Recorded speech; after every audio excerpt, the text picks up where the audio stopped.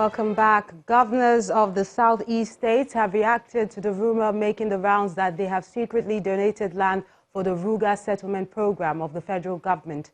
In a statement, the Director General of the Forum, Professor Simon Otuanya, insists that no southeast governor has donated any land or intends to do so. The governors also resolved that they will not chase any herdsman away who is peaceful and have been living peacefully in the southeast region. Time now for some international stories. Simon Pusey is standing by with Around the World in 5. Good evening from the Channel's newsroom here in London. Hong Kong's leader Carrie Lam has said the controversial bill that would have allowed extradition to the Chinese mainland is dead. At a press conference, she said the government's work on the bill had been a total failure. There are still lingering doubts about the government's sincerity, or worries whether the government will restart the process in the Legislative Council. So I reiterate here, there is no such plan. The bill is dead. However, she stopped short of saying it had been fully withdrawn. Protest leaders have reacted angrily to Mrs. Lam's latest attempt to placate them.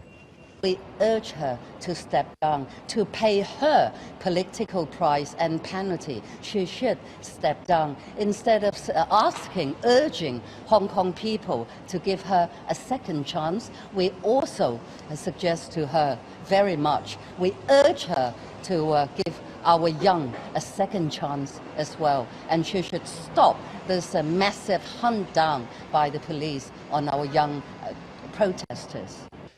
The EU has called on Iran to stop its uranium enrichment and uphold the nuclear deal signed in 2015. The European Union urged Iran to reverse its scaled-up uranium enrichment that breaches the nuclear arms control deal. Iran has said it would continue to boost its uranium enrichment, a move that could mean the return of all economic sanctions on Tehran. We continue to urge Iran not to take further measures that undermine the nuclear deal, to stop and to reverse all activities that are inconsistent with its commitments under the JCPOA, including the production of low-enriched uranium beyond the stockpile limit. The Greek Prime Minister Kyriakos Mitsotakis and his newly appointed cabinet have been sworn in at the presidential palace in Athens. The ministers took the oath in a ceremony conducted by the Archbishop of Greece. Mitsotakis' Conservative New Democracy Party won an outright majority with 158 seats in the 300-seat legislature. His pledges for more investments, well-paid jobs and fewer taxes won over Greeks, worn out by years of EU-prescribed austerity and the Eurozone's highest unemployment. A day after the crew of the German rescue ship Alan Kurdi handed 65 migrants over to Malta, it saved 44 more people from a wooden boat off the coast of Libya.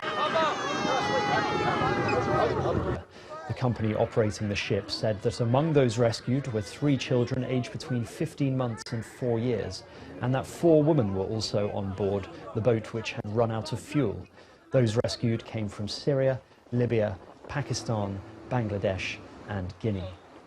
Meanwhile, 47 migrants rescued from a boat in the Mediterranean were taken to port in southern Sicily's Pozzallo. The migrants were rescued by the Italian Coast Guard and transferred onto a border and finance police vessel, which brought them to port. One man's body has been found after a river burst its banks during sudden torrential rain in the northern Spanish region of Navarra. Footage showed the raging Sidacos River, which surged from 11 centimetres to over 4 metres in a few hours, spilling onto the streets and sweeping away anything that lay in its path. The storms in Navarra caught the regional government by surprise, with 4 times as much rain falling than was originally forecast, and coming just a week after a European-wide heatwave that caused 2 deaths in Spain. The local government are recommending people stay in their homes.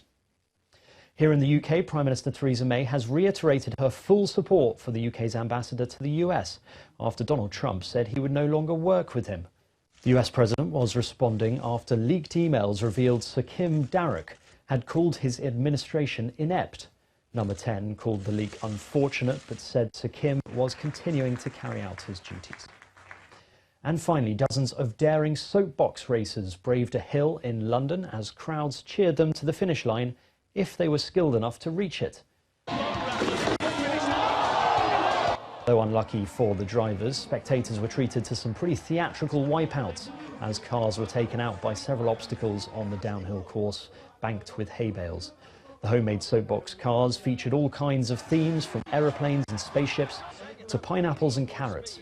In the end, though, there could only be one winner, and that distinction was bestowed on Team Gas Gas Gas, who returned to the race after crashing out and placing 14th in 2017.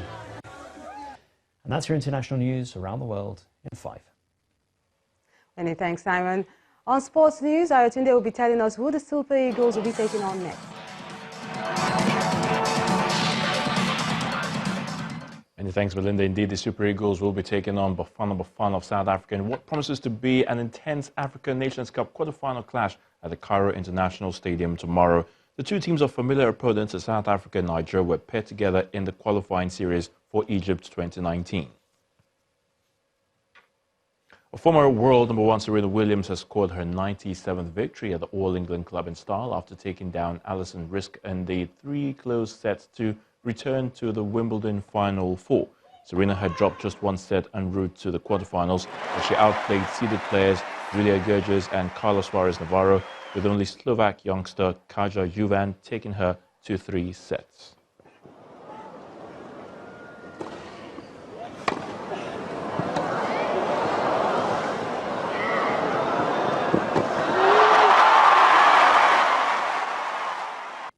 Simona Halep has reached the Wimbledon semi-finals for the first time since 2014 with an impressive 7-6, 6-1 win over Zhang Shuai.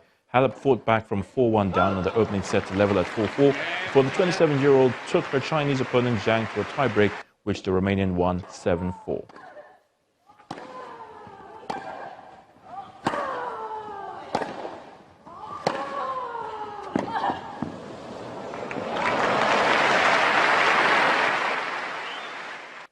The Athletics Integrity Unit has provisionally suspended 2 Kenyan athletes for doping, the latest in a string of doping cases in the East African nation. The AIU said in a statement on its website it suspended Joyce Chepkurki and the 2014 Commonwealth Games in Africa 10,000 meters champion for discrepancy in her athlete biological passport. That's the ABP. And that's a wrap on sports news. Back to you, Melinda.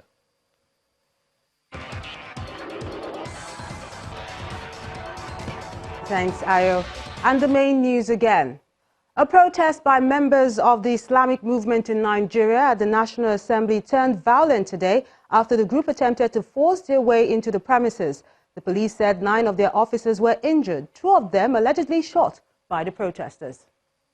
And that's the news at 10 tonight. Many thanks for watching. I'm Melinda Akinlami on behalf of the team. Good night.